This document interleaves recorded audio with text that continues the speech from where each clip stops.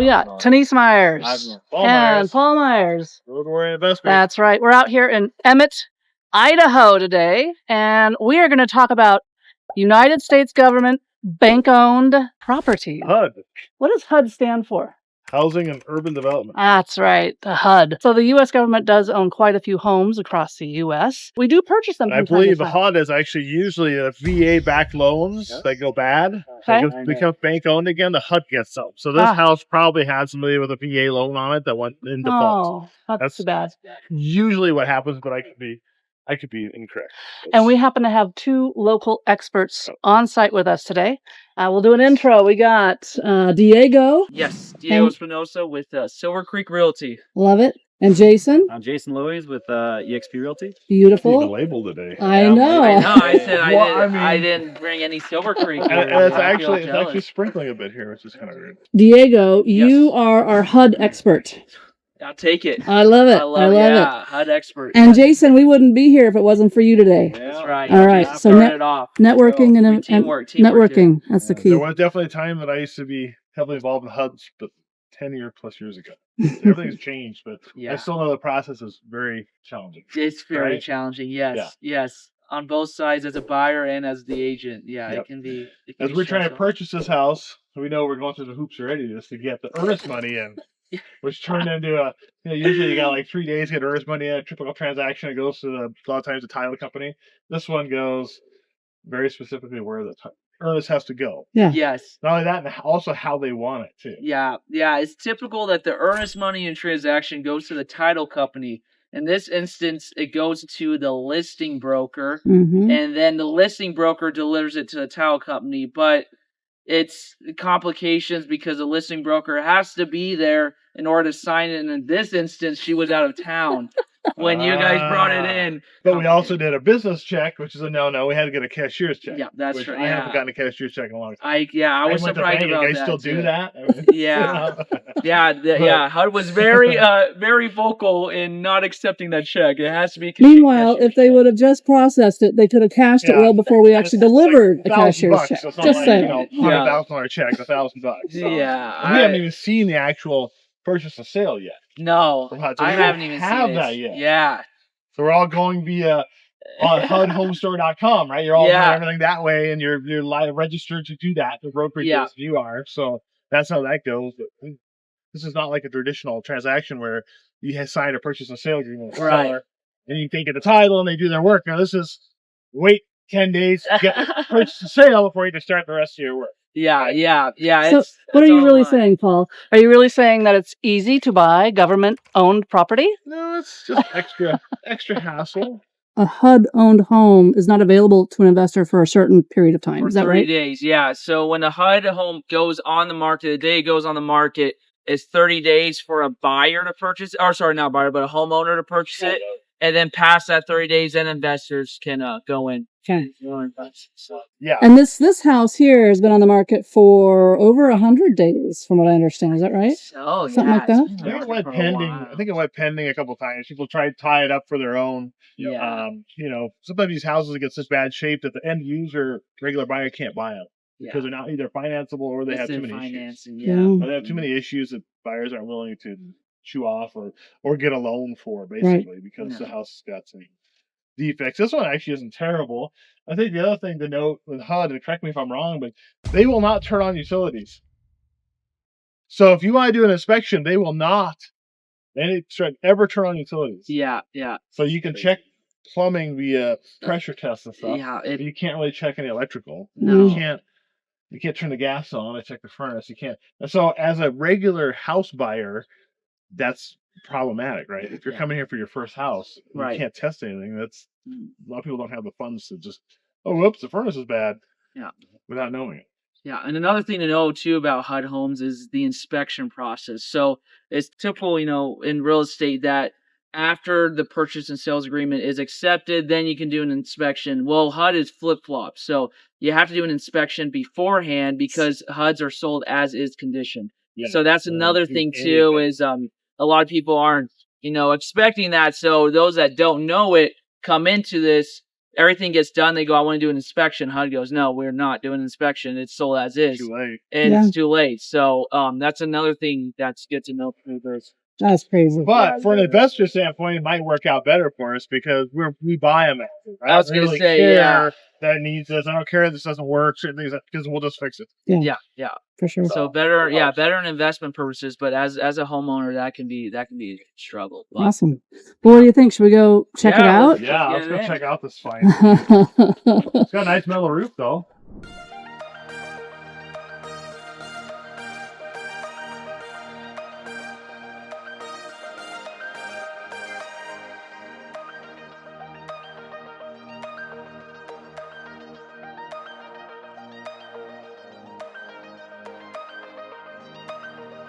No, you can't turn the lights on. Yeah. I think we were just talking about that, right? The power has been turned off. Power's knocked off. Turned off for sure. Now, Jason, we had originally seen this house with you. Yep. We didn't even know about Diego. Yep. Yeah. Right? And so we came and toured the house and we said, let's put the offer in and tell us the story that happened at that point. Yeah. So what happened with that is HUD, so this is right after that cyber attack that we had where airplane lines were down, nothing was working for like 12 hours or so.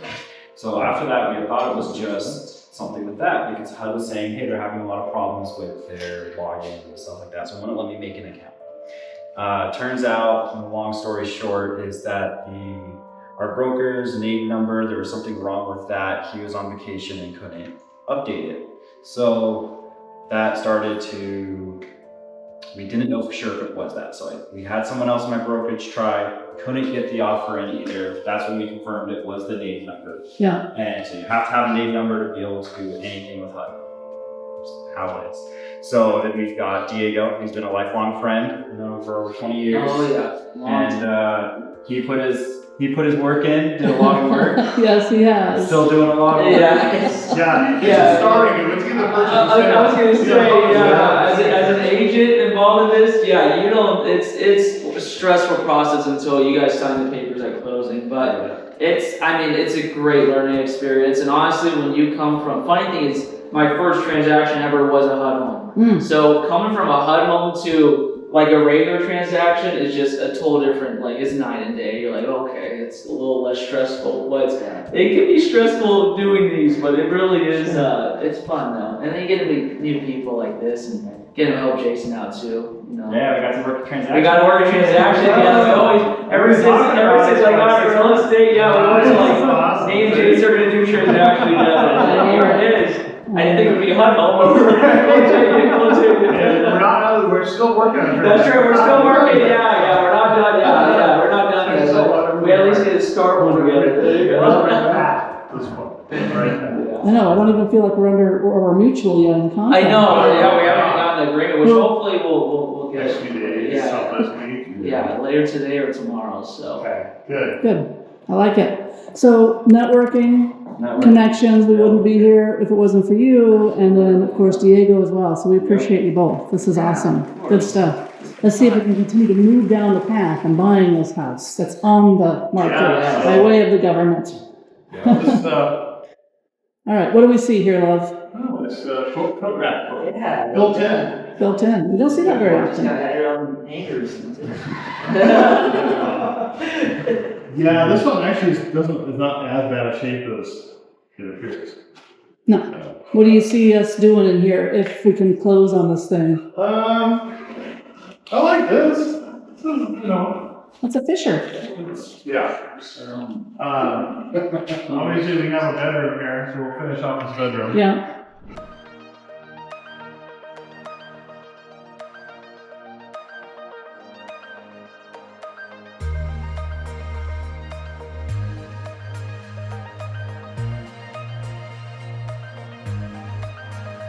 There is no furnace, it's all baseboard.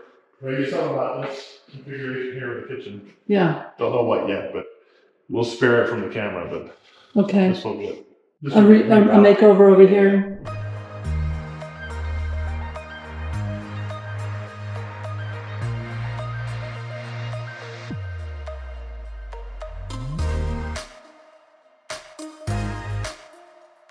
Yeah, I'm just looking at rerouting. Yeah, kitchen. But yeah, we'll work it a little bit. And I think right now we're looking at a couple of bedrooms, but there's 3 bedrooms, but we have this bedroom doesn't have a closet. We can fix that.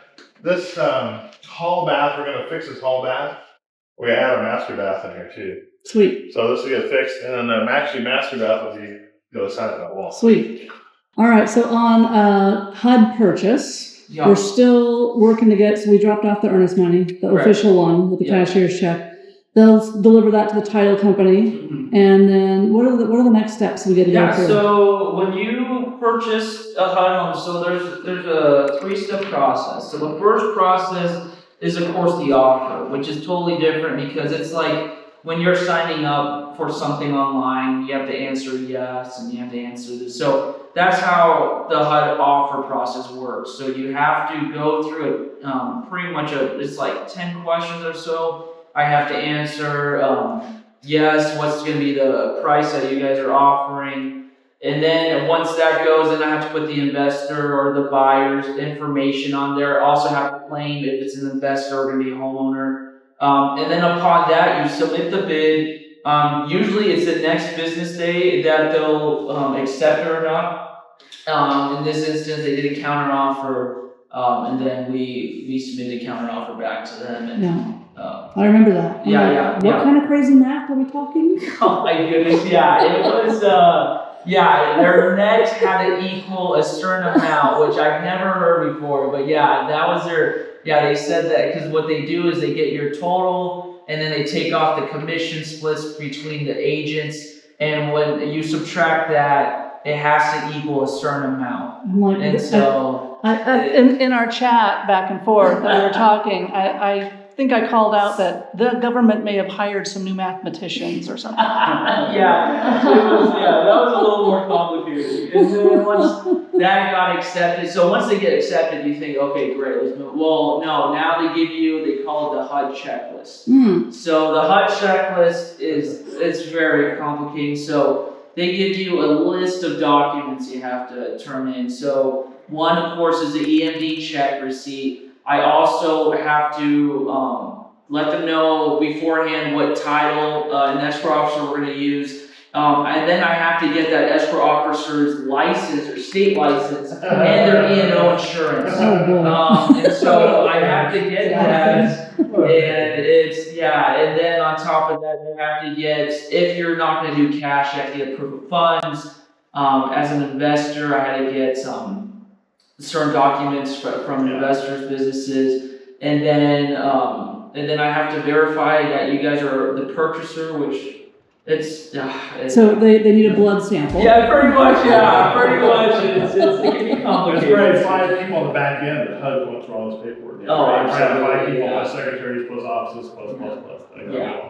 Yeah. So in all our back and forth, I can't remember. Have we actually provided you with all of those documents that you need, or do you still need to do that? We got the document. It was emailed, so it's and then on top of that, there's only one person that's in charge of like the HUD portion that I have to talk to, and that's only communicated by email, and they're very slow at getting back. And then on top of that, the listing agent, you communicate with them, and if you're lucky, you get one that communicates pretty well with you. But in this instance, we're not the luckiest, so it's gonna be a struggle. But it's a lot that goes into especially agents. That's crazy.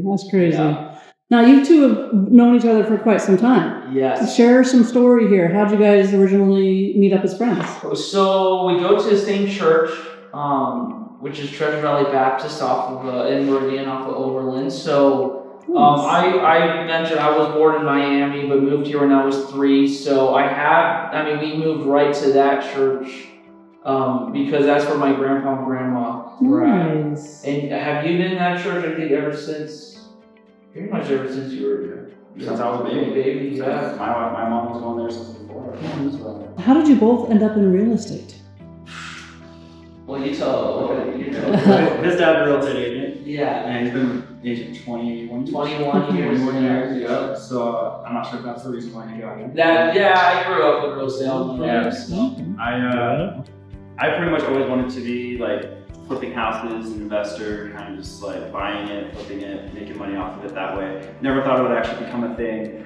And then I had an accident with my leg, broke my leg, and I was down for 3 years. Started learning more about real estate and investing and how to buy and sell a home, try to wholesale property, stuff like that. Got into it a little bit there, didn't really make anything happen. From there, I started working again, and because I was bedridden for 6 months, I had to learn how to walk twice. So it was a big accident. During that time, I started making enough money to where I had more time than I had to do it. So I started getting my real estate license because I also had joined this investing group, and they had been bugging me for like 5 years. So since I got with them since I broke my leg, and I was them for 5 years there. It was like, hey, get your real estate license, get your real estate license. Never did. And then once I had the time and money, I was like, all right, I'm getting my real estate license, and got my license, and that's how I'm here now. I love Wow, that's awesome. I'm on my third flip, looking for a fourth. Good. Good. Yeah. Nice. Doing good. It's way easier to find them while you're legal too. Yeah, it is. Yeah, you have to Absolutely. Yeah, And you get paid when you buy it. yeah. Whether it's on the market or off the market, right? Yeah. Yeah, I like it. Well, that's exciting. Not on the broken leg part. That's quite the story there, but thank you for sharing. Yeah. I love that. Yeah, it was a pretty bad accident. I remember that. 3 years. So then you also got your license? Yeah. So, like Jason said, my dad's been doing it for 21 years. So I've grown up in real estate all my life, and I just love what he did. I love helping people. I had the opportunity to work at Costco for 5 years and be part of the sales team there, and just everything about sales I love. And so, I was like, right when the time came, so I went to college, graduated from Boise State University with a bachelor's in business administration. And right after that, I just went right into, the real estate school, got my license. It was a little bit of a difficult process to pass a test to get the license, but some people are smart like Jason and can pass it right. I took it twice. It's just a trick question. Yeah. It's like you go through all the schooling and you get to the test and nothing you learn from it. It's Right? crazy. Yeah. It's nuts. And then the material I would say material is like that much that you have to study for a test, and then when you get into real estate, you use that much. It's just like a bunch of, because you're not only studying for the real estate side of things, you're studying for the lender side of things, you're studying what title does. Every portion of real estate you have to study for. And so that's why it's just so much information. You're like, am I supposed to remember all this? And you don't, you maybe use, 15%, 20% of that. It's like that with any kind of profession though too. Yeah. If you're an engineer or something, you study all the stuff and you only do a little bit, the computer does the rest. So same idea. Right? Yeah, for sure. So it's good to know the theory behind it all. Okay. Regular buyers or real estate investors? Which do you guys work with, enjoy? I mean, honestly, I would say you're probably more on the investing side of things. I'm more of the home owners, which I have worked with investors before, but I would say when it comes to the investing side of things, Jason's probably working more with investors, and I work more with the homeowners. That's a great combo. Actually, I didn't think about that. Yeah, it's just two different things. Yeah, it really I've is, done both my past career too, and it's hard to do both sometimes. Either do specialize in one or the other. It's great to have that network. It's good to have. Absolutely. Yeah.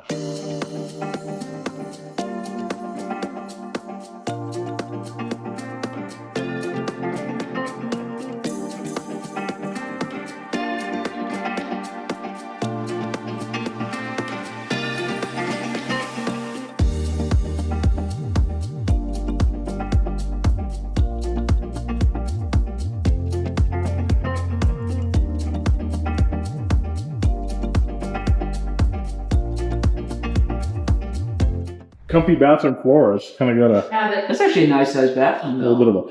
So I think what we're gonna do is put a tub in there. No, a tub this way. Yeah. That way it's a little bigger. It's good to know that your toilet's winterized. Yeah, it almost falls to the floor too. If you.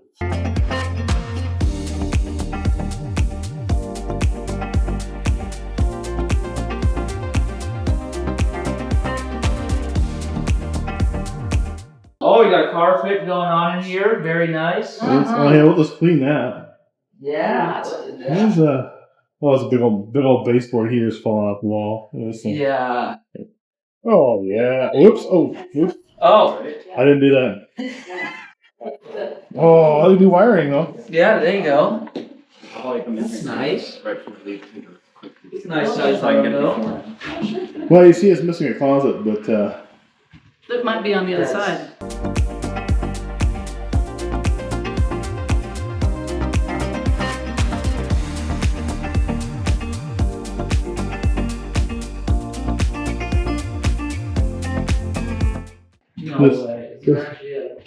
this will be this will be the master and the washer and dryer over here.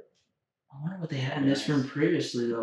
Well, there's a secret murder room back there with the dog scratch marks on it. Oh my!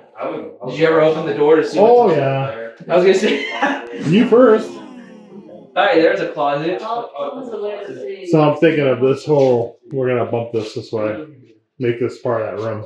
Smart. It's just dumb otherwise. So Absolutely. Now I can. There you go. I'll have you know. Yes. Now we'll have a 3-bedroom. Yeah. 2-bath house with an actual master bathroom and a master in the back. And that's the funny thing is a lot of these HUD homes actually have some kind of acreage to them because normal home, well, we all know like the new builds hardly have anything to them, but the last HUD home had quite a bit of land with it too. So. Yeah, sometimes they do. I do appreciate these. I gotta get these older HUD houses. Always, this is like a rental thing too. Somebody's always kicked the door in at least once or twice. I mean, every house you go to, there's either holes in the door or it's been kicked in. I don't understand. They're getting their aggressions out there. It's okay. He's getting mad at people or something. It's actually a fire door. Well, we appreciate you guys sharing your stories today and having your expertise to come in and buy houses like this. We do need your support. If you want us to continue to do more content on our YouTube channel, please do subscribe. We need the subscribers. And we're also looking to go out in the field. You got a house you want us to check out? We're happy to go check it out. You just gotta DM us or reach out. Reach out. There's a couple of different ways. In fact, I think there'll even be a QR code for you. All right, with that, we'll see you In the field. back out in the field. Thanks, guys. Yeah. Thank you.